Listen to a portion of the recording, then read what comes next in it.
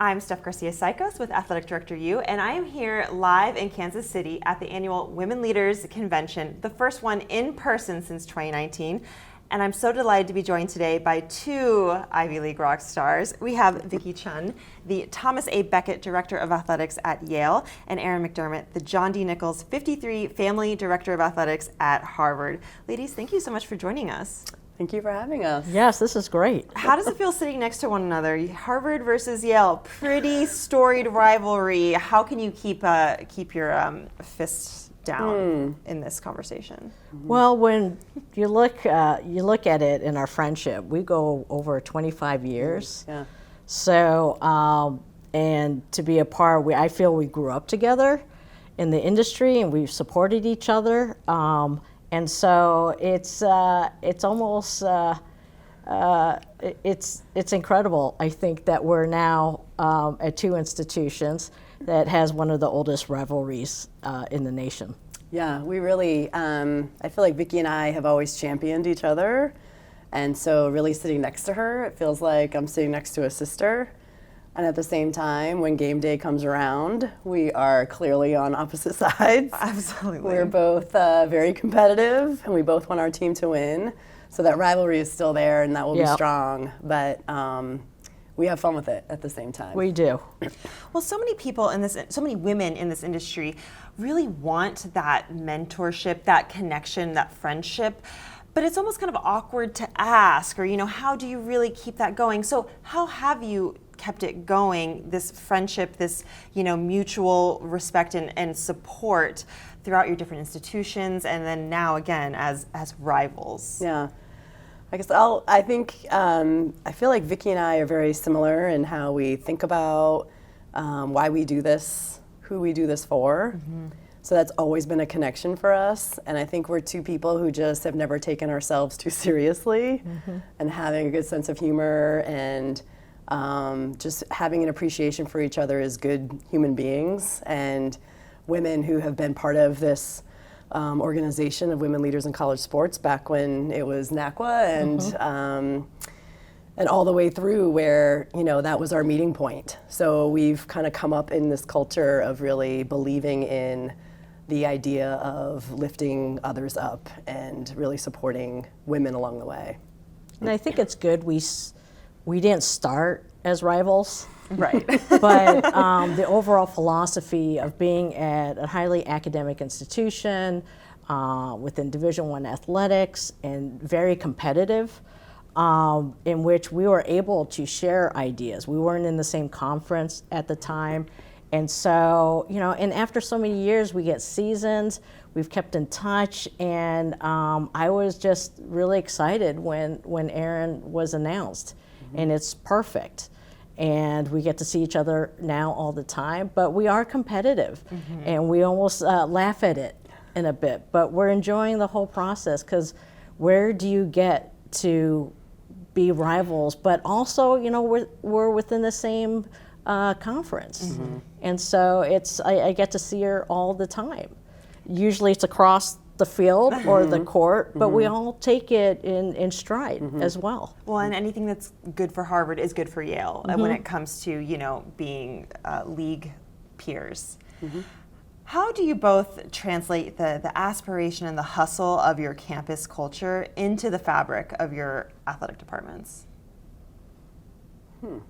Great question. I mean, I almost, always being in higher ed, I always feel working within the athletic department, we're always on the hustle, where I have to practice patience a little bit in terms of how things process in higher education, or how things process in an older, highly academic institution. That has been a learning curve for me from the very beginning, but I get it. And I love we're at places where we do get to see the very best of everything, right? And it's pretty awesome experience. Yeah, I was going to say, I feel like, when you're at a place where it feels like in our terms and athletically, like everyone's on their A game, and that's the environment with which you're in, and excellence is a standard for everyone at the institution, that keeps you on your toes in the same way. And even though, it's kind of how we operate it just heightens it all the more to know that, you can't really ever take a break from that. What are some of the unique opportunities for your departments when your athletes don't have that pressure of an athletic scholarship that, if I, don't score enough, I'm going to get cut or something like that? And when your coaches don't have to worry about that, what are some of the opportunities that you pitch to, new administrators, new coaches, new athletes? Mm-hmm. I don't think they're aware that they don't think about it. They're all pretty competitive, and I think it's interesting because working with the student athletes and the coaches, they are there because they usually experience high success. So it's really trying to manage the failure or struggle because their expectations are so high, as they should be, right? But it's the pressure that they put on themselves is quite a bit. Yeah, and I would say the hook, if you're looking for that in a way, is whether you're at Yale or Harvard or any Ivy League institution for that matter, you're part of traditions that have been around for a very long time, and there's a lot of pride in that. And whether you're men or women, for our women's programs are some of the oldest in the country. And so I think there's a lot of pride in competing for one of our schools because of that affiliation and a feeling of responsibility, really, to uphold that tradition and that kind of excellence and those standards of being kind of the best that you can be, every day. So I think that's really, really the pull, is just being able to be part of it. It's quite a privilege, and I think Vicky's right. It's they come to us understanding that, and that's really why they come in some ways. Well, we're talking about the athletes and the coaches. I want to know how you define fit when you're looking for new administrators, because again, these are unique institutions, and so not every administrator from a state school, a public school, is going to be the right personality fit for your administration, your departments. How do you determine? I think it's getting at their why. It's getting at why. I mentioned, I think Vicky and I kind of do this for very similar reasons, and our why is very similar of how we believe in this whole experience. And I think that's the key. It's not so much necessarily where they've been, where they're coming from, what their past experience has been. That can sometimes be helpful if they've been in a similar type of institution. They've kind of been in it at least and can understand more what it's going to be like. But it's really getting at the core of who they are and why they do this and what really motivates them and inspires them to do this, I think. It's really funny too, because both of us didn't attend or were student athletes of an Ivy League institution, but everyone thinks we did. Because the why is there, and it is about fit, no matter where you are. And it's not surprising if you look at our history of where we worked, they're all very similar. And that's what we're looking for, but hard work and that understands it. Like, it's not a win at all costs, but it is an expectation. But you have to win in the right way, which is sometimes you have to be real patient with that. And it's understanding that. Yep. So 2 current event topics that I want to touch on really quickly. Harvard and Yale both have, an entrepreneurial spirit. Are you seeing that translate into NIL activities for your student athletes? Are we seeing new businesses being created? Absolutely. Yeah. I mean, it's more so that than trying to get a marketing deal or being on a commercial. I mean, they all run their own companies. It's really quite fascinating. I've never seen anything like it.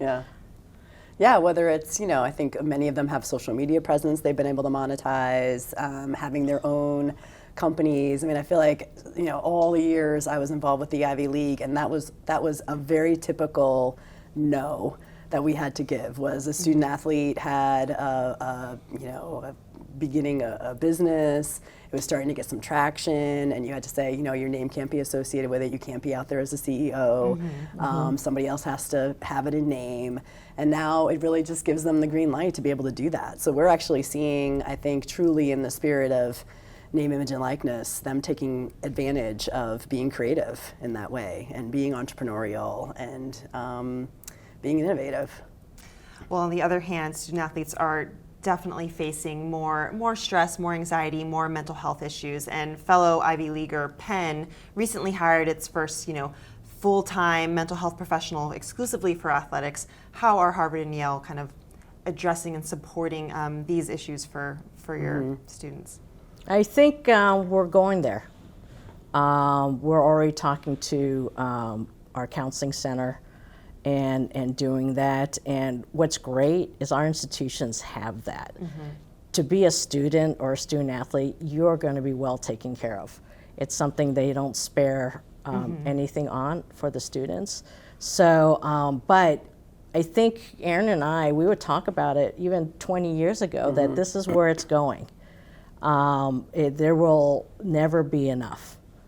And now what students have to deal with every day, it is something where the good thing is it's more accepted, right? And so even our student athletes at Yale, they created Why You Matter. And I was like, oh, well, that's great. And they just took it and created their own committee, and it really blows my mind. So the fact that they're so in tuned is really quite special. Yeah. Yeah, and at Harvard, we've actually had 2 full-time clinicians that are housed in the counseling and mental health service on campus, but they are dedicated to athletics. And as Vicky said, it almost feels like, we almost couldn't do enough in this area. So we're actually trying to explore ways that we aren't so reliant on people all the time, but what are some other ways we can help address this, whether it's some kind of app that we could use. Harvard just announced, which is very exciting, a telehealth mechanism for all students to tap into for mental health. So that will help greatly, we hope, as well. And our coaches too. Yeah, our coaches They're asking because they don't know what to do. Yeah, Absolutely. They don't want to do anything wrong, and Right. so it takes Yeah. a big part of their Yeah, lives. we actually just had a suicide prevention education, program for all of our coaches because they're very in tuned as well. And they're on the front line, really. Yep. They're seeing it every day. Well, I want to wrap with a fun question. So when you are at Harvard or when you are at Yale, what is something that you actually really love to do? Is there a coffee shop or a restaurant or something where you're like, okay, I've got to go to Harvard, but I can get this great meal, or vice versa? Yeah.